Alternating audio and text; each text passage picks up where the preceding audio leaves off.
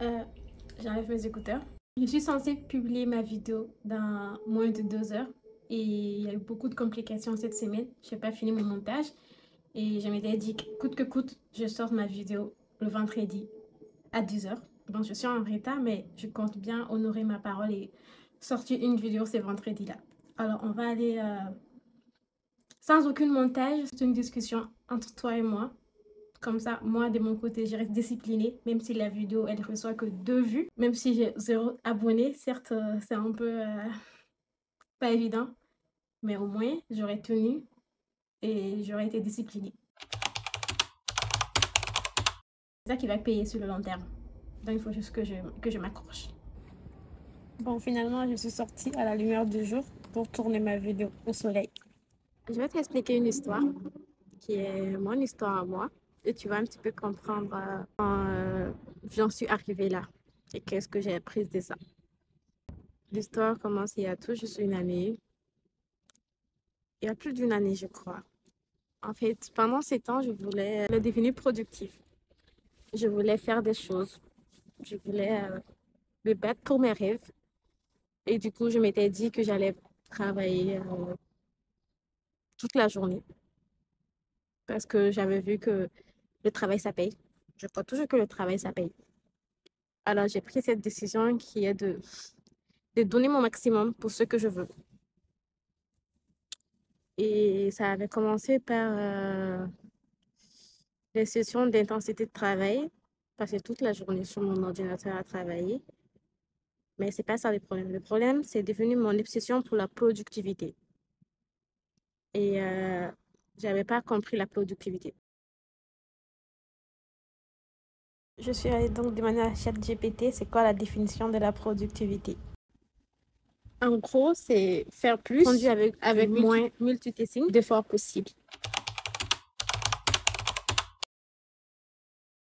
Ouais, vraiment que le multitâche, ça, ça marchait, quoi. Clairement pas. Le multitâche ne fonctionne pas.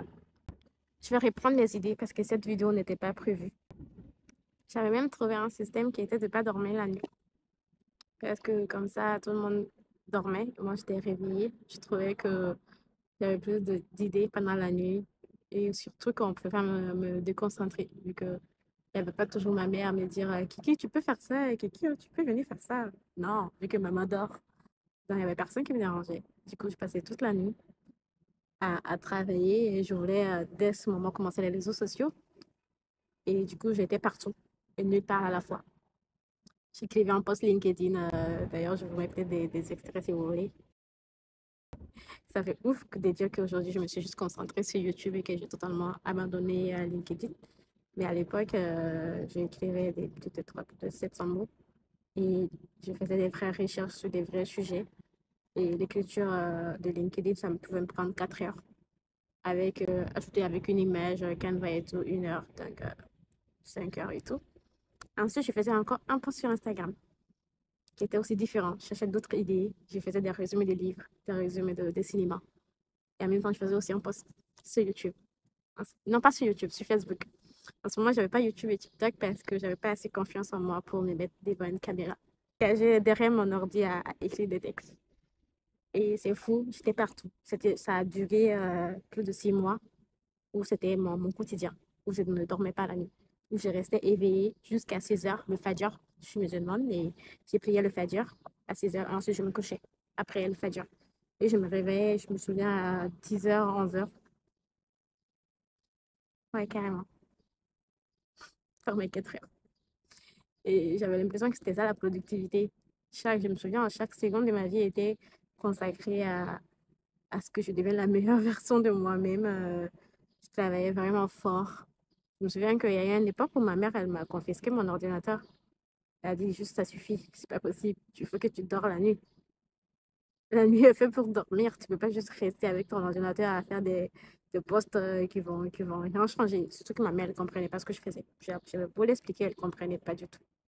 Et du coup, elle confisquait mon ordinateur la nuit. Chaque fois qu'elle se réveillait pour prier ou qu'elle se réveillait pour aller aux toilettes et qu'elle voyait que la lumière de ma chambre était allumée, elle me prenait mon ordinateur.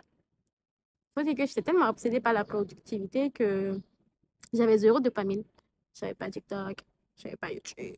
Non, moi, c'était le Netflix, c'était de la lecture. Je lisais, je suis intelligente.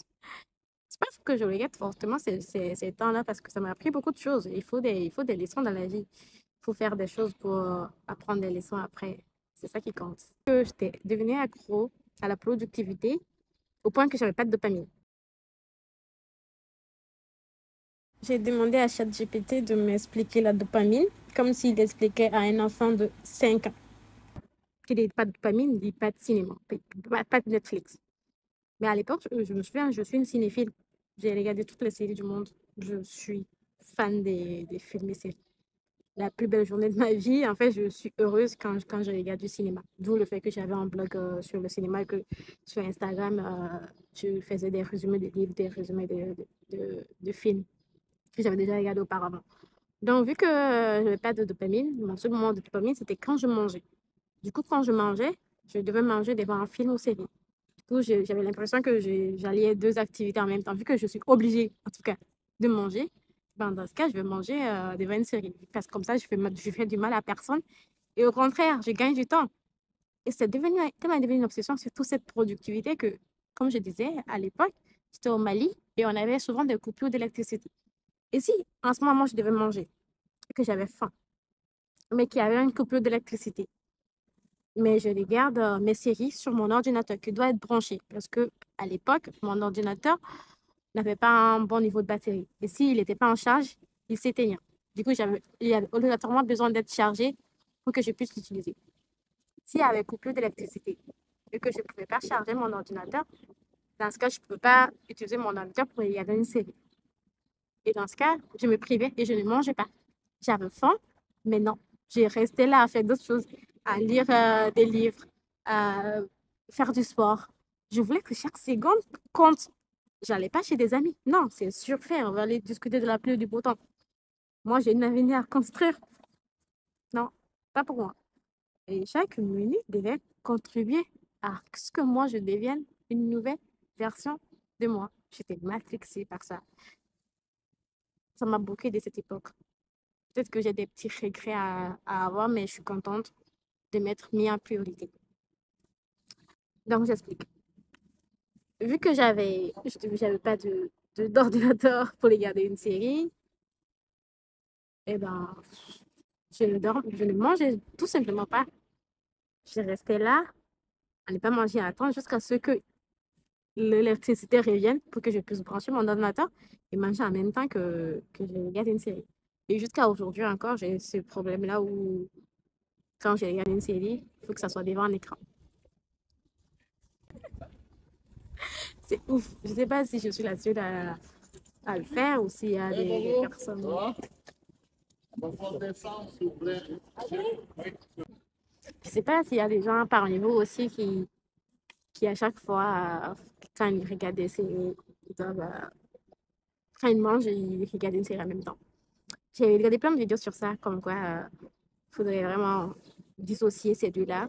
Et quand on mange, juste se concentrer sur la nourriture et pas concentrer sur autre chose à la fois. Ça mène à rien. S'il y a des personnes qui veulent plus approfondir ce sujet-là, on peut en parler. Je peux faire toute une autre vidéo pour ça. Mais tout ce que je sais maintenant, c'est que d'ailleurs, c'est une défi que je compte me lancer où je vais passer une semaine. Ça va être peut-être beaucoup trop, mais on va aller sur ça. Une semaine où je vais manger sans écran. Je vais juste voir si j'y arrive déjà. Il y a vraiment ces deux choses que je n'arrive pas à faire ça et aller à la salle de sport sans musique. J'arrive pas. Je me souviens, une fois, je suis allée à la salle de sport et directement quand je rentre dans le bâtiment, j'ai mon écouteur qui fait quelqu'un. Genre, il y avait juste un seul écouteur qui commençait à finir de son batterie. Et je me souviens, je suis retournée chez moi. Je me suis dit, OK, non, je vais juste faire du sport avec un seul écouteur, c'est pas cool. Genre. J'ai tellement besoin de rendre chaque moment plus stimulant, plus facile. Je me dis non. Mais c'est pas l'idée, c'était pas que je vais me chercher des excuses pour ne pas faire du sport. Pas du tout. Je peux vous travailler, vous partager tout mon parcours comme quand j'ai commencé le sport, comment j'ai commencé le sport et ce que ça a changé dans ma vie parce qu'aujourd'hui, j'adore faire du sport. Et quand je fais ces genres de journées où je retourne sur mes pas parce que j'ai pas de musique, ben, je le reprogramme. Si jamais je dois me programmer 5 séances de sport dans la semaine et que je manque cette journée, ben, avant la fin de la semaine, je reprogramme un autre jour et j'y vais à la salle. Mais quand même, cette journée, c'est mort parce que cette journée, j'ai pas de musique. Je pense que ce sont des deux choses que je vais encore travailler sur ça. Mais l'idée, c'est de dire que cette vidéo, c'est que le multitâche, c'est une belle connerie.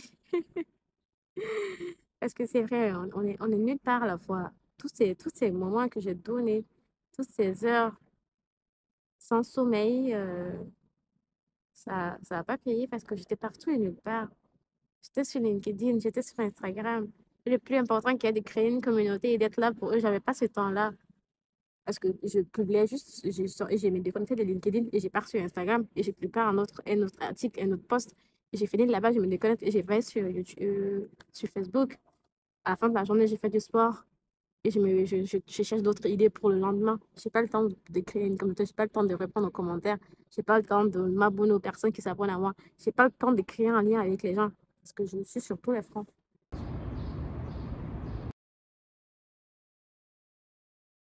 Le multitâche, c'est comme essayer de jongler avec des couteaux tout en courant sur une corde raide. Non seulement tu risques de laisser tomber quelque chose d'important, mais tu te mets aussi en danger de te blesser et de ne jamais atteindre l'autre côté. Des études montrent également que le multitâche réduit l'efficacité et la qualité du travail. Par exemple, une recherche de l'université de Stanford a relevé que les personnes qui se considèrent comme des bons multitâcheurs sont souvent les moins efficaces. Ils ont plus de mal à organiser leurs pensées et à filtrer les informations non pertinentes.